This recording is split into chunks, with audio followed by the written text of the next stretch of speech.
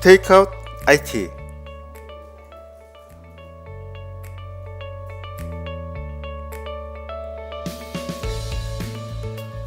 까치까치 설날은 오늘이고요. 우리 설날은 내일이래요. 네, 내일이면 설입니다. 명절을 보내려고 전 고향인 대구에 내려왔습니다. 설 명절에 테이크아웃 IT 방송을 걸러야 할까 고민을 하다가 노트북이며 녹음에 필요한 장비를 바리바리 싸서 고향집으로 내려왔습니다. 설 연휴라 출근 안 하지만 혹시 고향에 내려가신다면 테이크아웃 IT와 함께 하시면 어떠실까요? 네, 오늘 또 세 가지 흥미로운 IT 뉴스를 여러분께 테이크아웃 해드리겠습니다.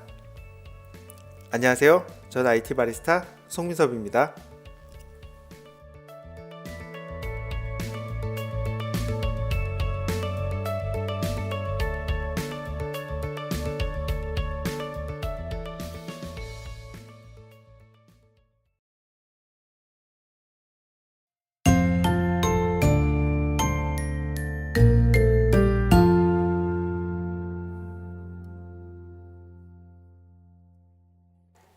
네, 오늘 첫 소식은 랜섬웨어 소식입니다. 랜섬웨어는 컴퓨터 시스템을 감염시켜서 파일의 접근을 제한합니다. 그리고 그걸 빌미로 몸값을 요구하는 악성 소프트웨어를 말하죠. 최근 상반기 채용 시즌이 다가오면서 입사 지원서 등을 가장한 랜섬웨어의 공격이 다시 증가하고 있다고 합니다. 최근 안랩에서 발표한 내용을 보면 랜섬웨어의 공격은 이렇습니다. 입사 지원서를 가장해서 인사 담당자에게 랜섬웨어가 포함된 메일을 보냅니다. 그리고 이 메일에 포함된 파일을 클릭하면 랜섬웨어가 활동을 시작하고 컴퓨터 파일을 이용할 수 없게 됩니다. 의심을 피하기 위해 문서, 이미지, 파워포인트 등의 파일과 함께 묶여진 압축 파일 형태로 보내지는데요. 이런 파일을 실행하는 즉시 컴퓨터 파일을 이용할 수 없게 된다고 하네요. 그런데 왜 항상 이렇게 나쁜 사람들은 꼼꼼한지 모르겠습니다. 이번 랜섬웨어는 단순히 인사 담당자를 노린 것으로 보이는데요. 랜섬웨어는 다양한 방법으로 다양한 목표물을 조준하고 찾아옵니다. 디자인 저작권 위반 사항을 핑계로 디자인에게 접근하기도 하고요. 또 비용과 관련된 증명서를 회계 담당자에게 보내기도 합니다. 이렇게 메일을 열 수밖에 없는 상황을 만들어서 사람들의 의심을 피합니다. 또 다른 랜섬웨어는 PC를 복구해주는 랜섬웨어에 감염된 PC를 복구해주는 조건으로 다음 피해자가 될 사람의 이메일 주소를 요구하기도 합니다. 이럴 땐 평소에 마음에 안 들었던 직장 상사의 메일 주소를 알려주는 건 어떨까요? 물론 그렇게 다른 사람의 메일 주소를 알려준다고 망가진 PC를 복구할 수 있을 것이라는 생각은 버리는 게 좋습니다.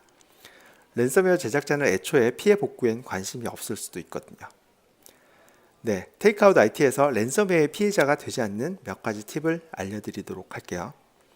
일단 인터넷 익스플로러 말고요. 크롬 같은 보안이 강화된 최신 브라우저를 이용하는 편이 좋습니다. 그리고 시스템이 가능한 최신 버전으로 자주 업데이트하는 것이 필요하고요. 누가 보낸지 모르는 메일은 일단 의심을 하고 첨부 파일을 실행하지 않는 것이 좋습니다. 그리고 중요한 파일들을 별도로 관리하고 백업하는 것이 필요하고요. 마지막으로 지속적으로 랜섬웨어의 감염 여부를 체크하는 것이 필요하겠습니다.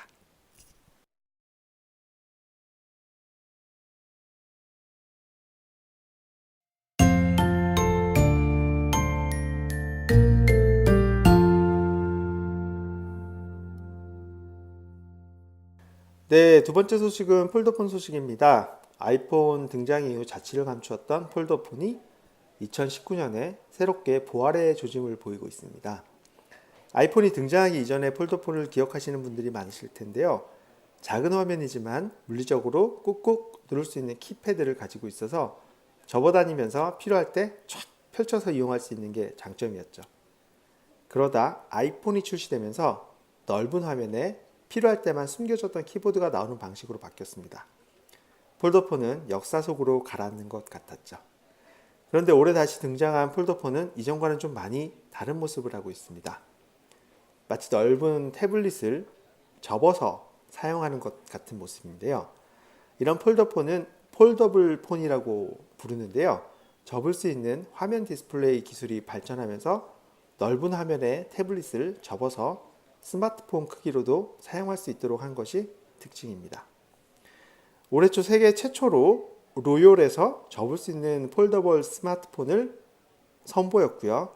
삼성전자에서도 오는 20일에 갤럭시 S10을 소개하는 자리에 폴더블 폰도 함께 공개하겠다라고 예고를 한 상태입니다. 그리고 경쟁사인 화웨이와 샤오미에서도 폴더블 폰을 출시를 서두르고 있는 그런 상황입니다. 그리고 최근엔 전설적인 모토로라의 레이저폰도 폴더블 폰으로 부활을 예고했습니다. 아직은 접을 수 있지만 지금 스마트폰보다 두껍고 사용상 편의성도 그렇게 보이지는 않습니다. 조금 특별한 스마트폰을 이용하고 싶은 얼리 어답터라면 도전해 볼만 하지만 아직 일반인들이 구매하고 싶을 정도의 디자인은 아닌 것 같아요. 폴더블 스마트폰이 또 새로운 유행을 만들어갈지는 조금 더 지켜봐야 할 것 같습니다.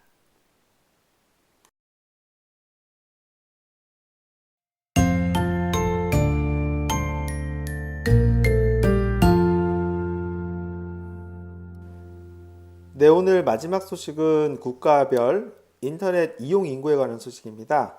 최근 소셜미디어 플랫폼 관리 서비스를 운영하고 있는 후스위트에서 국가별 인터넷 이용 인구에 관한 보고서를 발표했는데요. 세계에서 가장 인터넷을 많이 사용하는 나라는 무려 하루 평균 10시간을 이용하고 있는 필리핀으로 꼽혔습니다. 그리고 브라질이 9시간 29분으로 2위를 차지했고요. 하루 평균 9시간 11분을 이용하는 태국이 3위로 그 다음을 차지했습니다. 콜롬비아가 4위, 인도네시아가 5위 등으로 조사가 되었는데요. 이 내용을 보면 동남아와 중남미에서 상위권을 독차지한 것으로 나타난대요. 이렇게 인터넷을 많이 이용하는 국가의 특징을 꼽는다면 초기 인터넷 보급이 늦었던 것으로 보여집니다. 초기 인터넷 보급은 늦었지만 스마트폰의 등장으로 인터넷 시대를 넘어서 모바일 시대로 바로 들어간 것이 좀 특징으로 보여집니다. 전 세계 하루 사용자들의 평균 인터넷 이용 시간은 6시간 42분으로 나타났고요.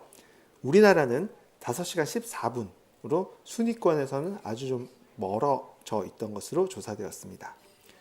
그리고 우리나라와 인접해 있는 중국은 5시간 52분을 하루에 평균 이용한다고 하고요. 일본은 3시간 45분으로 전 세계 평균의 한 절반 수준으로 나타났습니다. 사실 전 이번 조사에서 인터넷 사용 인구보다 더 유심히 본 내용이 있는데요. 전 세계 1000만 개 웹사이트를 대상으로 웹사이트의 언어를 조사한 결과를 확인했습니다. 절반 이상인 54%가 영어로 제작된 웹사이트로 집계가 되었다고 하고요. 그 다음으로 러시아, 독일어, 스페인어, 프랑스어로 제작된 웹사이트가 많았다고 합니다. 한국어로 제작된 웹사이트는 약 0.9%로 15위에 올랐다고 하네요. 인터넷 강대국은 인터넷 속도나 인터넷 이용 시간이 만들어주는 것이 아니고 그 인터넷에서 자국어로 올라간 콘텐츠가 얼마나 많은지가 결정하지 않을까 생각합니다. 인터넷으로 게임도 하고 다양한 볼거리도 즐기면서 동시에 한국어로 된 다양한 콘텐츠 개발에도 좀 더 노력을 했으면 좋겠습니다.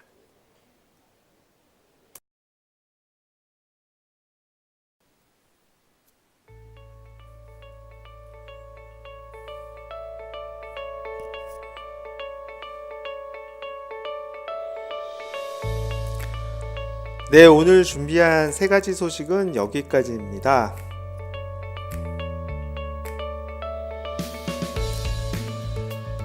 네, 설 연휴 잘 보내시고요. 다음에는 좀 더 나아진 방송으로 찾아뵙도록 하겠습니다. 지금까지 전 IT 바리스타 송민섭이었습니다. 다음 주에 봐요. 안녕.